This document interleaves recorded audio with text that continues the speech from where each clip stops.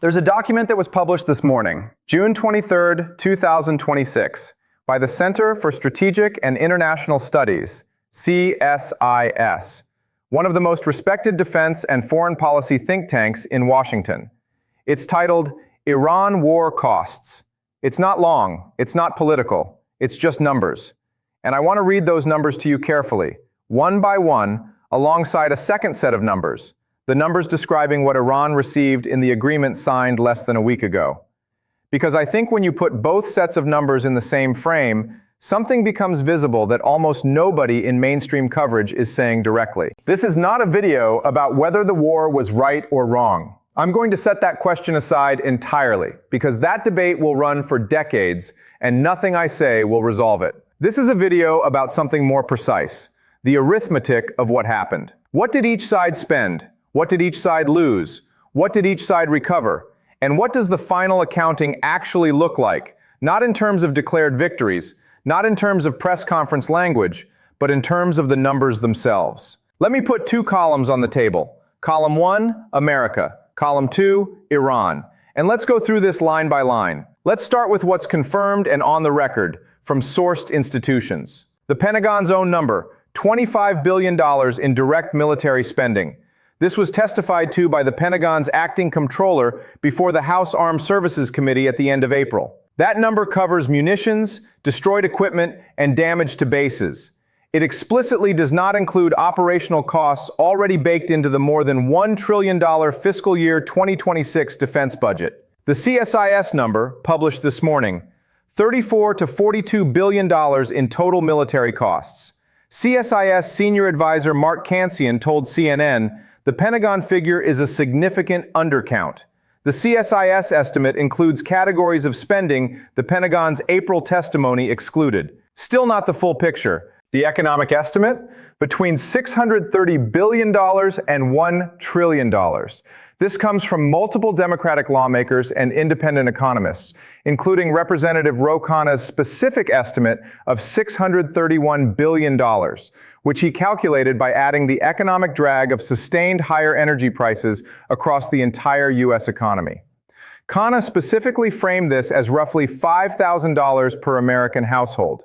Brown University's Energy Cost Tracker puts the additional household energy cost alone at $253 per American family for the duration of the conflict.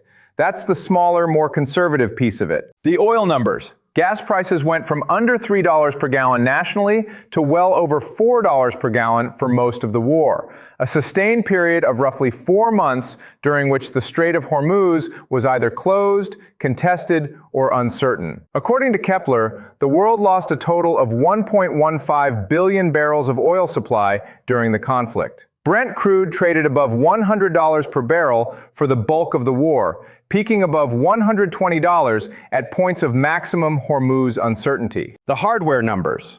According to the Congressional Research Service report cited in late May, 42 U.S. aircraft were lost or damaged during the conflict, with a replacement cost estimated at $29 billion for that category alone. The U.S. fired more Patriot missiles in the first 4 days of the Iran war than it supplied to Ukraine across 4 years of that conflict. Each Patriot missile cost approximately $4 million.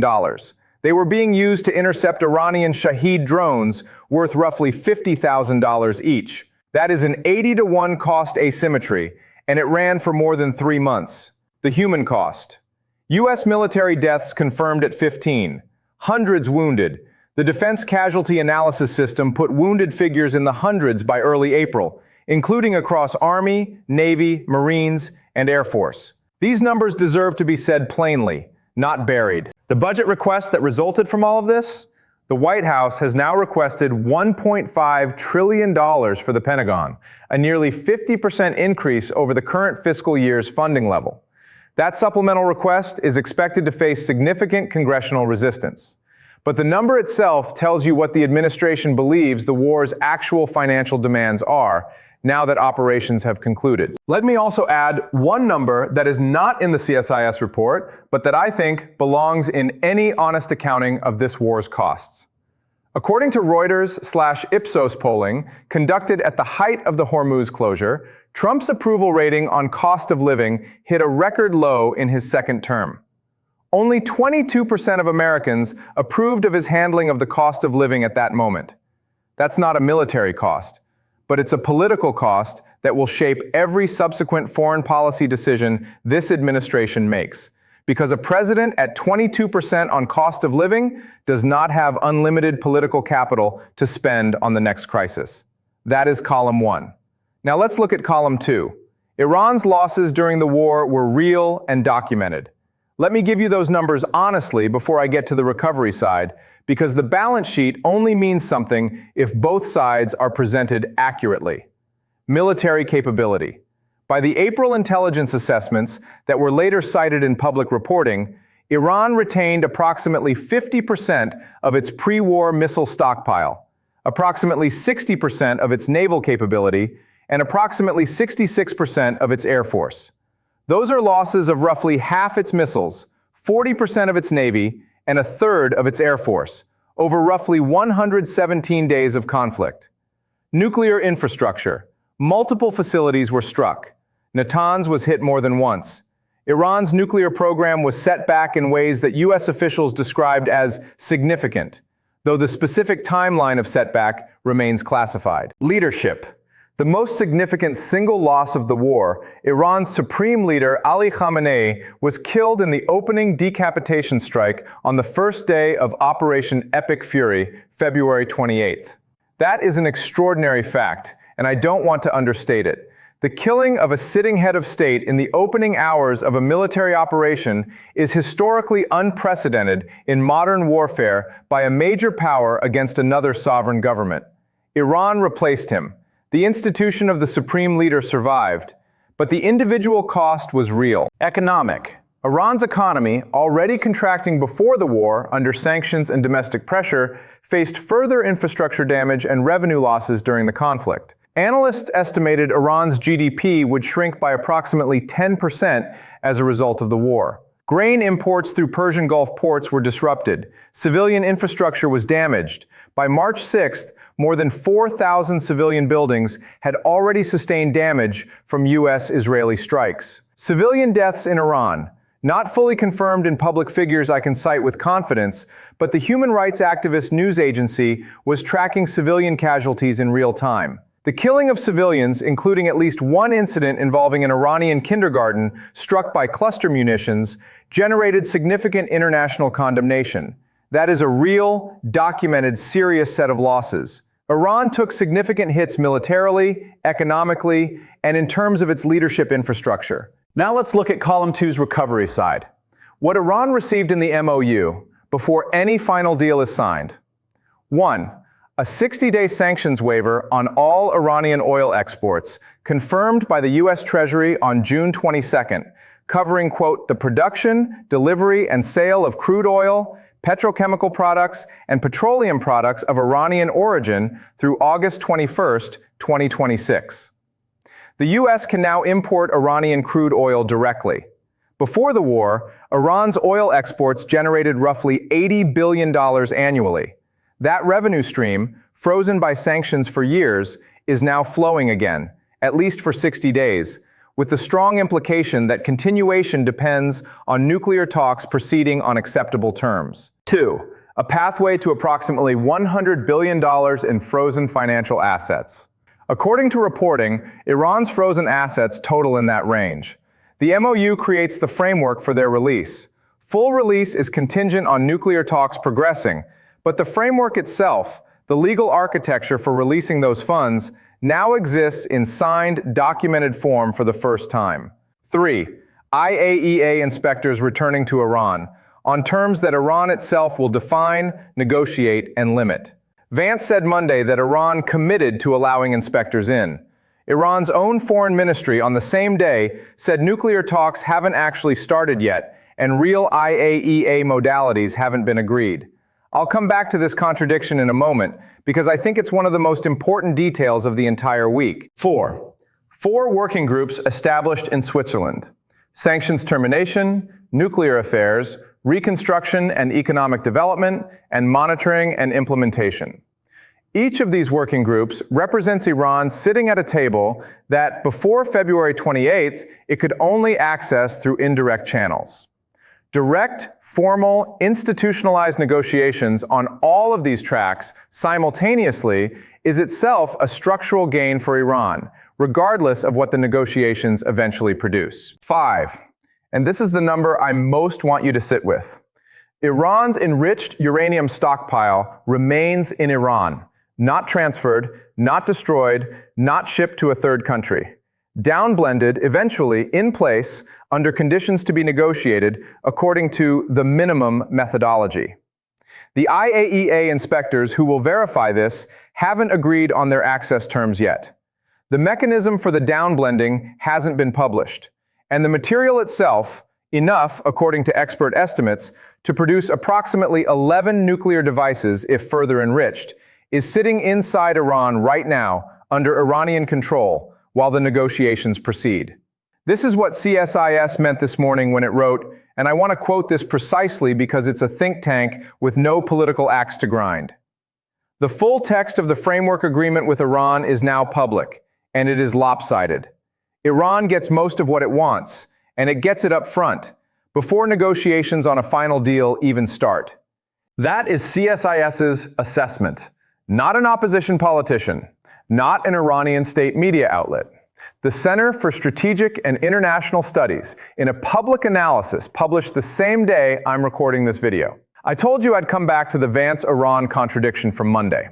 Here it is in full, because I think it's the single most important detail of the week, and it's being underreported. On Monday, June 22nd, Vice President J.D. Vance stood in front of reporters in Switzerland and said Iran had agreed to let international nuclear inspectors return to the country. He called it a very, very good first day of talks.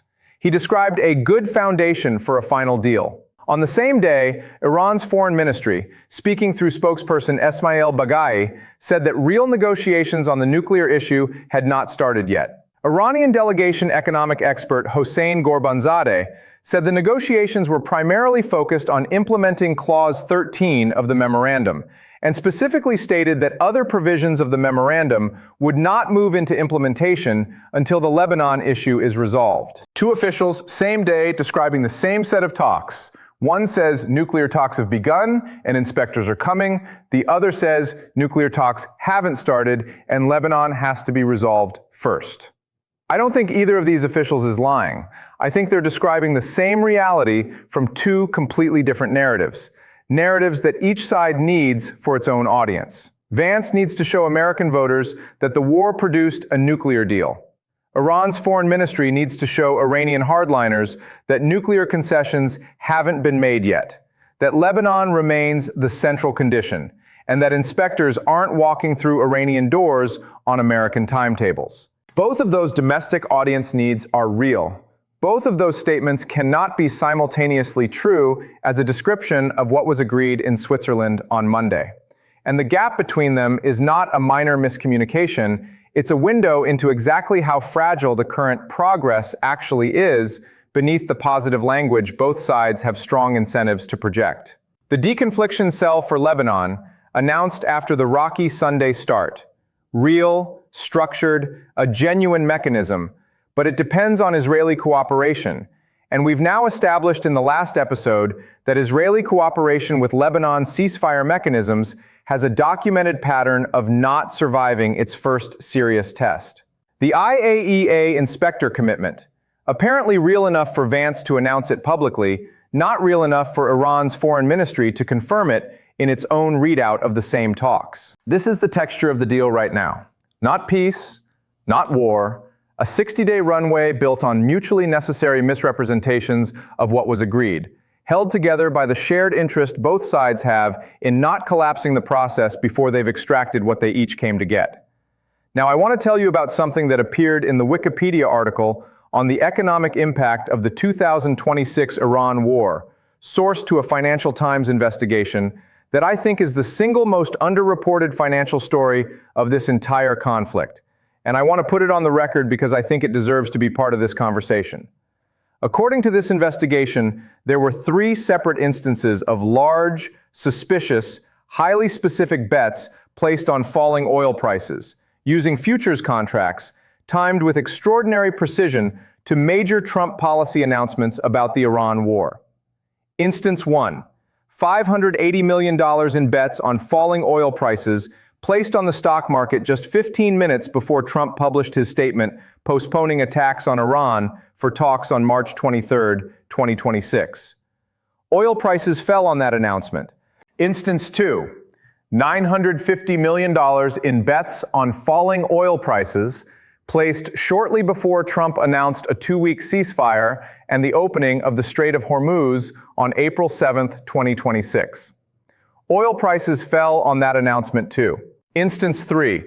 $750 million in bets on falling oil prices placed approximately 20 minutes before Iran's foreign minister announced that the Strait of Hormuz was open for the rest of the ceasefire on April 17th. 3 separate events: $580 million, $950 million, $750 million. Total, approximately $2.28 billion in bets on falling oil prices, each placed within a 20-minute window of a major policy announcement that caused oil prices to fall. The investigation described this as resulting in speculation about insider trading and calls for further investigation. I want to be precise about what I can and cannot say here. I cannot tell you who placed these bets. I cannot tell you whether any of them were illegal. I cannot tell you whether any investigation has produced findings. What I can tell you is that $2.28 billion in oil futures bets placed with timing precision that would require advanced knowledge of 3 separate major policy announcements to be this consistently profitable was documented by the Financial Times, cited in a Wikipedia article with a source, and as far as I can tell, has generated almost no sustained mainstream coverage. I'm not drawing a conclusion. I'm putting a number on the table and asking you to notice that it's there and that nobody seems particularly interested in looking at it. Now let me bring the balance sheet together, because I think the numbers tell a story that the political language, historic deal, great day, lopsided agreement, doesn't capture with the clarity that numbers do.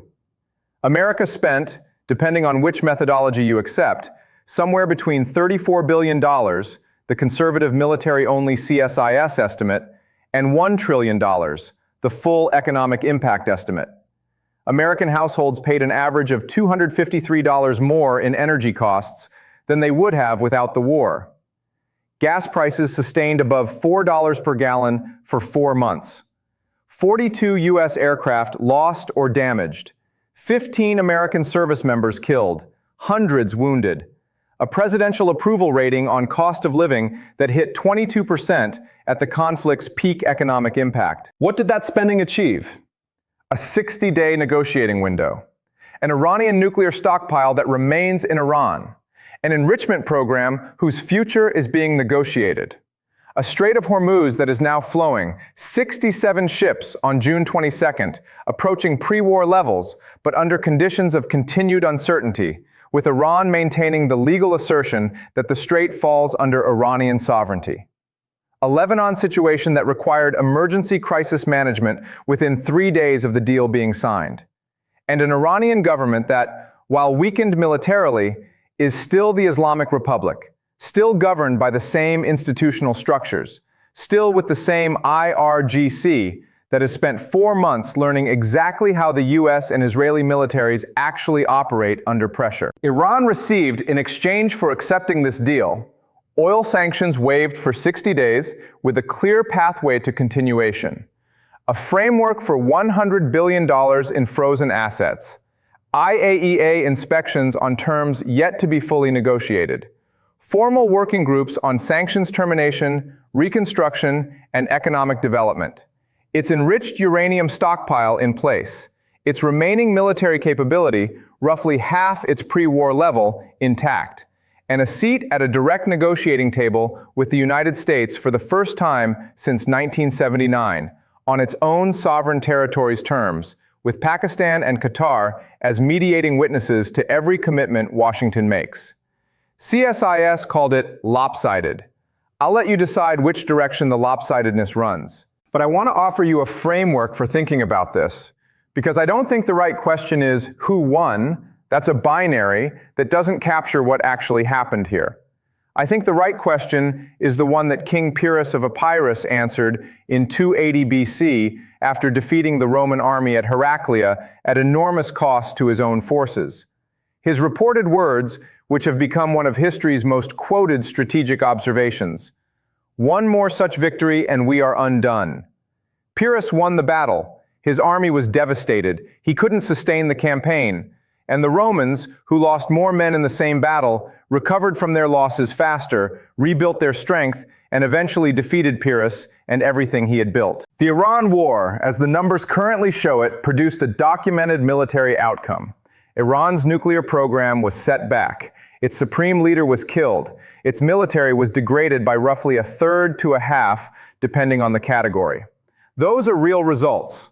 America also spent, by the most comprehensive economic accounting, somewhere between a few $100 billion and $1 trillion of economic capacity, sustained the highest gas prices since 2022, produced 15 dead and hundreds wounded, and ended the active phase of the conflict with a deal that its own premier foreign policy think tank called lopsided in Iran's favor. Whether that constitutes a victory worth its price is a question I'm genuinely not going to answer for you, because reasonable people in good faith will answer it differently. What I will say is that the numbers, the full numbers, both columns, are now publicly available in sourced documents I've cited throughout this video. And I think everyone who is going to have an opinion about this war, pro or con, owes it to themselves to read both columns before deciding which one they're in. Before I close, I want to add something from a different story entirely, because I think it completes the picture in a way that the Iran-centric framing misses. On June 21, 2026, the same weekend the Switzerland talks were grinding through their rocky start, Colombia held its presidential election runoff. The result? Far-right populist Abelardo de la Espriella defeated the ruling left-wing coalition candidate, winning from inside a bulletproof booth in Barranquilla. It was described as a sharp political turn to the right. He ran on security, economy, and a different approach to peace than the outgoing government had pursued. On June 22nd, the same day the US Treasury was lifting Iranian oil sanctions, British Prime Minister Keir Starmer resigned. Andy Burnham, the Greater Manchester mayor, is expected to move into position as his successor. Brexit, as NPR noted in the same news cycle, has fractured British politics a decade on, and millions of voters have deserted both major parties. I include these two events not because they're directly connected to the Iran deal, but because I think they illustrate something important that the war's accounting doesn't fully capture. While the United States was absorbing $34 to $42 billion in direct military costs and up to $1 trillion in economic impact, while American households were paying $4 gas, while 15 service members were dying and hundreds were being wounded, the world kept moving. Colombia's politics shifted. Britain's government changed. China kept building its GGI coalition. Russia kept fighting in Ukraine. DeepSeek kept releasing models. The Greenland pressure campaign kept running beneath the surface. The cost of a major military campaign isn't just the money and the lives and the hardware. It's also the bandwidth, the diplomatic attention, the political capital, the institutional capacity that gets consumed by one crisis while everything else that was always happening keeps happening, with or without Washington's full attention. That's not an argument against the Iran operation, or for it. It's a number that doesn't appear in any CSIS report, because attention isn't fungible the way money is. But if you want a complete balance sheet, it belongs in the accounting. 5 specific, dated, checkable things for the next week. First, watch whether the 4 working groups, sanctions termination, nuclear affairs, reconstruction, monitoring, actually convene with specific negotiating agendas or remain named but unfilled structures. The announcement of working groups is easy. The first actual working group session on nuclear affairs, with an agenda and Iranian and American negotiators at the same table discussing specific enrichment numbers is the real milestone. Watch for that specific event. Second, watch the 60-day sanctions waiver deadline, August 21st. The waiver runs through August 21st.